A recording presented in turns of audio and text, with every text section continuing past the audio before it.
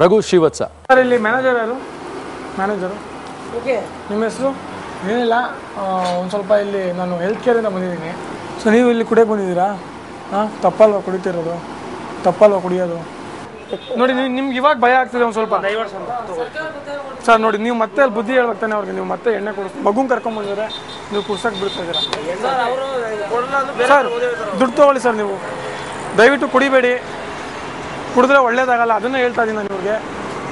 ಅದರಲ್ಲೇ ಪಾಪು ಒಂದು ಪ್ಯಾಕೆಟ್ ಬಿಸ್ಕೆಟ್ ಕೊಡಿಸ್ತೀವಿ, ಹೌದಾ? ಹಾಂ, ಅಲ್ಲಿ ನೋಡಿ ಪಾಪು ಎಷ್ಟು ಚೆನ್ನಾಗಿದೆ. ಅದು ಕುಡಿಬೇಡಿ ದಯವಿಟ್ಟು ಸರ್, ಕುಡಿಬೇಡಿ.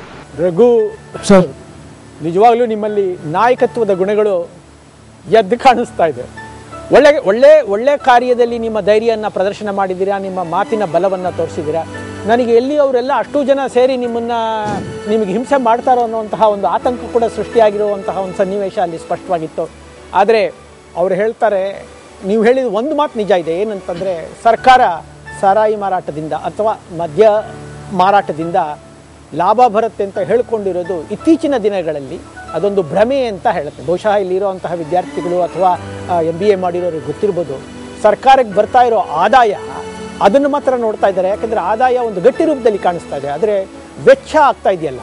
ಈಗ ಒಬ್ಬ ವ್ಯಕ್ತಿಗೆ ಕ್ಯಾನ್ಸರ್ ಬರೋದಾಗಲಿ ಅಥವಾ ಮಾನಸಿಕ ಸಮಸ್ಯೆಗಳು ಉಂಟಾಗಲಿ ಅಥವಾ ಅಪರಾಧವಾಗಲಿ, ಅದನ್ನೆಲ್ಲ ಸರ್ಕಾರನೇ ನಿಭಾಯಿಸಬೇಕು.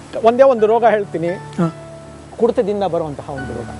ಕುಡಿತ ನೆನಪಿನ ಶಕ್ತಿ ಇದೆಯಲ್ಲ, ಅದನ್ನು ಸಂಪೂರ್ಣವಾಗಿ ನಾಶ ಮಾಡಿ. ಅದರಲ್ಲಿ ಈ ತರಹ ಕುಡಿಯುವಂಥವರಿಗೆ ಪೌಷ್ಟಿಕಾಂಶದ ಕೊರತೆನೂ ಇದ್ದರೆ ಒಂದು ಕಾಯಿಲೆ ಬರ್ತದೆ, ಕಾರ್ಸಕೋವ್ಸ್ ಡಿಸಾರ್ಡರ್ ಅಂತ ಕರೀತಾರೆ.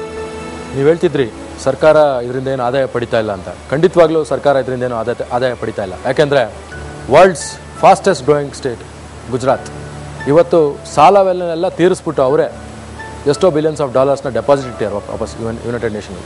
ವೈಬ್ರೆಂಟ್ ಗುಜರಾತ್. ಸೊ ಇವತ್ತು ಉತ್ತರಾಖಂಡಲ್ಲಿ ಕೂಡ ಲಿಕ್ಕರ್ ಅಲೌಡ್ ಇಲ್ಲ, ಗುಜರಾತಲ್ಲೂ ಇಲ್ಲ. ಆ ಸ್ಟೇಟ್ ಗ್ರೋ ಆಗಿಲ್ವ ಸರ್? ಸರ್ ನೆಕ್ಸ್ಟ್ ನೋಡೋಣ ಸರ್. ಮಹೇಶ್, ಇವಾಗ ಕುಡಿತಾ ಇರೋದು ತಪ್ಪಿಲ್ಲ ಅಂತ ನಿಮ್ಮ ಪ್ರಕಾರ.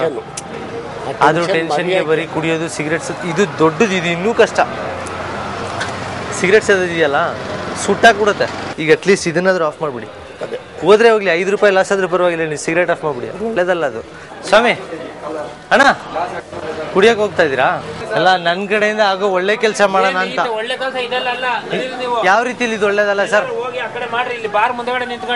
ಕುಡಿಯೋಕೆ ಎಲ್ಲಿ ಹೋಗ್ತಾರೆ ಸರ್ ಜನಗಳು? ಮಹೇಶ್, ನೀವು ಖಂಡಿತವಾಗಿಯೂ ಅವರಿಂದ ಹೆಚ್ಚು ಒತ್ತಡಕ್ಕೆ ಒಳಗಾದ್ರಿ ಅನ್ನೋದನ್ನು ಸ್ಪಷ್ಟವಾಗಿ ಕಾಣುತ್ತೆ ಅಲ್ಲಿ. ಯಾಕೆ ಅಂತಂದರೆ, ನೀವು ಯಾರು ಹೇಳೋದಕ್ಕೆ? ಅದು ಅವ್ರ ಬಿಸ್ನೆಸ್ ಅಂತ ಗಲಾಟೆ ಮಾಡ್ತಾ ಇದ್ರು. Master degree, MBA sir. ನಾನು ಬಂದು BBM ಮಾಡಿದ್ದೀನಿ, MBA ಇವಾಗ ಮಾಡ್ತಾ ಇದ್ದೀನಿ. MBA ಮಾಡ್ತಾ ಇದ್ದೀರಿ? ಎಷ್ಟನೇ ಸೆಮಿಸ್ಟರ್ ಇದ್ದೀರಿ? ನಾನು ಸೆಕೆಂಡ್ ಸೆಮಿಸ್ಟರ್ ಇದ್ದೀನಿ ಸರ್. ನನಗನ್ಸುತ್ತೆ BBMನಲ್ಲಿ ನೀವು ಆರ್ಗನೈಸೇಷನಲ್ ಬಿಹೇವಿಯರ್ ಅಂತ ಒಂದು ಪೇಪರ್ ಇದೆ, ಅದನ್ನು ಬಹಳ ಚೆನ್ನಾಗಿ ಓದಿರ್ಬೋದು ಅಂತ. Yes sir. ಈ ಆರ್ಗನೈಸೇಷನಲ್ ಬಿಹೇವಿಯರ್ ಅಂತ ಏನು ಕರೀತಾರೆ, ಸಂಘಟನೆಗಳಲ್ಲಿರುವಂತಹ ವರ್ತನೆಯಲ್ಲಿ ಬಹಳ ಪ್ರಭಾವಶಾಲಿಯಾಗಿರುವಂತಹ ಒಂದು ತಂತ್ರ ಯಾವುದು ಅಂತಂದರೆ ಸಾರ್ವಜನಿಕ ಅಭಿಪ್ರಾಯ ಮನಃಪರಿವರ್ತನೆ, ಪಬ್ಲಿಕ್ ಒಪಿನಿಯನ್ ಅಂಡ್ ಪರ್ಸುಯೇಷನ್.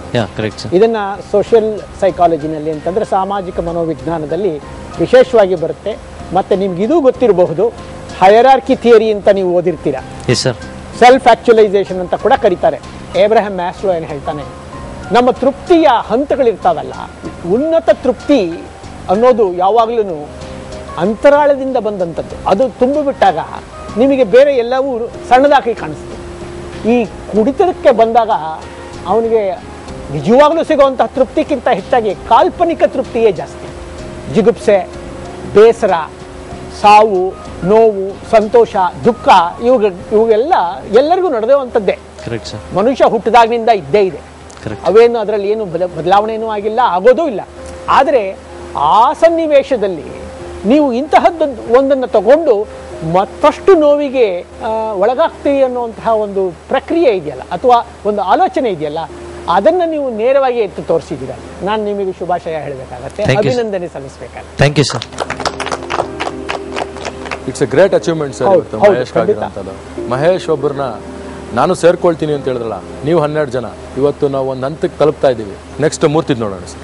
ನಾನು ಹೇಳೋದು ಸ್ವಲ್ಪ ಅರ್ಥ ಮಾಡ್ಕೊಂತೀರಾ? ದಯವಿಟ್ಟು ನಮ್ದು ಏನು ಚಿಂತೆ, ನನಗೆ ನನ್ನ ಫ್ರೆಂಡ್ ಮನೆ ತೀರೋಗಿದ್ದಾರೆ, ನನಗೆ ನೋವಾಯ್ತು. ಅಟ್ಲೀಸ್ಟ್ ಯಾರಿಗಾನ ಸ್ವಲ್ಪ ಕುಡಿಯೋಕೆ ಬಿಡಿಸ್ಬೇಕು ಪ್ಲೀಸ್, ಅರ್ಥ ಮಾಡ್ಕೊಳ್ಳಿ. ನನ್ನ ಫ್ರೆಂಡ್ ನನ್ನ ಕಣ್ಮುಂದೆ ತೀರೋಗಿದ್ದಾರೆ. ಬರ್ಗಳಿವೆ ಅಲ್ಲಿ ಹೇಳಿ, ನಮ್ಮ ಬರ ಹತ್ರ ಹೇಳ್ಬೇಡಿ. ಇದು ಒಳ್ಳೆ ಚೆನ್ನಾಗಿದೆ ರೋಡ್ ಅಂತ ಬಿಡ್ರಿ, ಹೋಗ್ಲಿ, ನೀವು ಹೋಗ್ರಿ. ದಯವಿಟ್ಟು ಒಂದು ಹೆಸರು ಮೂರ್ತಿ ಅಂತ ಒಂದು ವಾರಕ್ಕೆ ಮುಂಚೆ ನಮ್ಮ ಫ್ರೆಂಡು ಹಂಗೆ ಡೈಲಿ ಫುಲ್ಲು ಕುಡಿದು ಫುಲ್ಲು ಕಿಡ್ನಿ ಫೇಲ್ಯೂರ್ ಆಗಿ ಇರೋಬಿಟ್ಟ ಸರ್.